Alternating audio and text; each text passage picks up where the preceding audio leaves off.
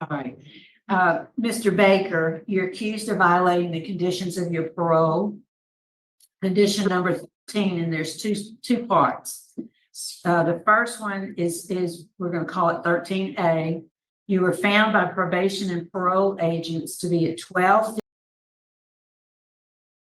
Hammond, which is within 1,000 feet of Mooney Park, the Regina Child Development Center, Hammond Head Start, Elias Early Learning Center, and Hammond Junior High. How do you plead to violating that condition number 13? Guilty. And we're going to take your statement in just a second.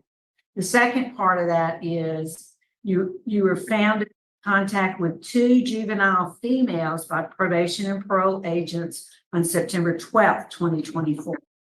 How do you plead to that violation?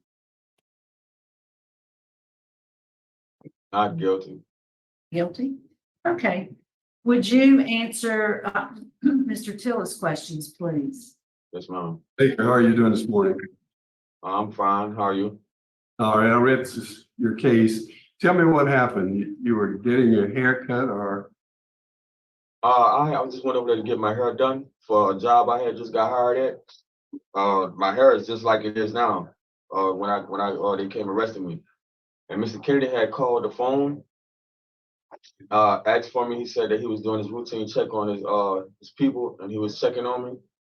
And I had let him know that I had just went over there to get my hair braided before I started the job that I had just got hired at. He said, "Congratulations." And he had asked me where I was, and I told him I was at Smith Square. And he said, "Okay." And then he asked me how I was, and I said I was all right. You know what I'm saying? He told me congratulations about the job and stuff. So a couple minutes later, he called back and asked what was the address. And that's when he just had pop up there, you know what I'm saying? And I was just going inside when he came there, you know what I'm saying? I was outside when he called, and Ms. Irma had brought me the phone. So when he came, he looked around. When he knocked on the door, Ms. Irma was on the way out the door because I had informed her of that if he was to come there, that I may get arrested because I ain't supposed to be around other kids. And she was like, "Well, she said I was going to bring them by someone's house while she do my hair so I can go to work." And on the process of her going out the door, he was knocking on the door coming in. So when she opened the door, she met him at the door, and he stepped in. He asked for me, and I was on my way to the door to him. You know what I'm saying? He asked me to step outside. That's when they arrested me. That's just what I read. Did you know you were not supposed to be around or within I think 1,000 feet of Yes, sir. But it wasn't my intention to hang there. I just went there to get my hair done because that was the closest spot I can get my hair done at the moment. And I wasn't planning on just being around there because I know I wasn't supposed to be there. I just went there to get my hair done for that moment. I see. So you knew you weren't supposed to be there. Yes, sir. Okay. I have no more questions. All I have no questions. right. Anything else you want to say to us, Mr. Baker, before we go? Well, I was just asking that y'all, you know what I'm saying, be lenient with me, you know what I'm saying, for it being my first time, you know what I'm saying, and give me another chance to get out there and get myself together. Due to it being so soon, I wasn't home in a good 2 weeks, you know what I'm saying, and I was trying to equip myself to go through with my parole, the few months I had left on there. Okay, we do have someone here. I'm sorry that your cousin is here with us. Irma Gales, I guess that's whose house you were at. Yes, ma'am. She wants to say a few words. Ms. Gales, are you on the line with us? Yes, ma'am. Okay, go ahead and tell us what you'd like us to know. I would like for you guys to know that he was working on himself. He had got a job and I was trying to help him. So I feel like that he were trying to better his situation. And I would like to ask for a second chance also. All right. Thank you, ma'am. We appreciate you being here. How long had you been out? Not even 2 weeks, like probably 11 days, 11 to 12 days.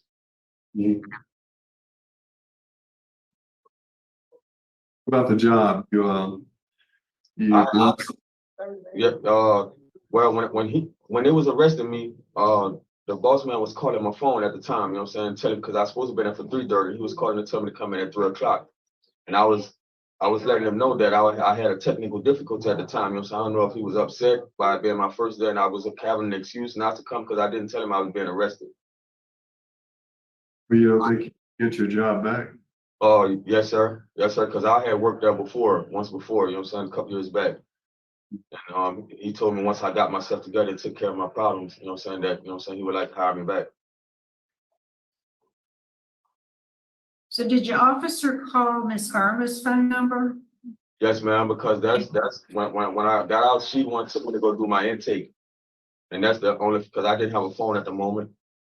But when I did get my phone, I did call him with my number, but he said he must have misplaced it. All right. Is the panel prepared to? Yeah. I have one more Oh, question. okay. I see that you're a fourth offender. Have you been through probation and parole revocation process before? How did you finish your other terms of supervision? I did my time flat, and this what I didn't understand. But they was trying to explain to me that the charge that they supervising me on, this charge is 26 years old. I'm not on parole for the criminality of a juvenile. I You don't. on- 6 years ago, but I did my time flat then. I never have been on parole. All right. Thank you. Yes, sir. That's the only choice. What's about the what he pled guilty to before? You know, it's real bad, Mr. Williams. And in out 11 days, my vote's gonna be not to revoke. I'm gonna have to vote to revoke. I mean, the rules are very clear and you knew what the rules were. You just went ahead and violated them. I mean, it was plain and simple. To Mr. Baker will vote to vote because you admitted to us today that you knew you wasn't supposed to be there. So you received one favorable vote, 2 votes to revoke your parole. So today your parole is being revoked. That concludes our business there. We'll sign off at 9:01 a.m. from Tangipahoa Hope Parish Jail. Tillis again, don't revoke. Why? I don't know. That makes no sense. You want to hear this guy? He's an habitual offender of children. Thank you, Sir Richard, for providing the information. He's convicted 7/13/1999 of indecent behavior with a juvenile. He's released immediately because it's just a child, and convicted again 2/9/2000 of carnal knowledge of a juvenile. This time he serves a whopping 4 years. Okay, so he gets released on October 10th, 2004, and then he gets convicted again. And this, it's been a while to his credit, but on 1/17/2024, a failure to register as a sex offender. He's then released and he's barely out and he gets revoked. He knew exactly what he's doing. He's been through this rodeo, okay? So, like, the idea that he is caught with 2 juveniles, is that not scary as hell? And then, being the idea that he's near the school, I had no idea. I was gonna. It's like, you know what? And then until don't revoke. Why? Oh my gosh. I don't even understand the hair thing. I guess she was doing.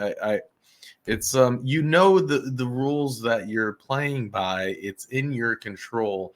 Now, I don't know how much time he's backing. I don't know any of that stuff, but there you have it, another parole revocation hearing. At least they do a better job protecting children when it comes to the revocations. But man, a repeat multi-offender of children.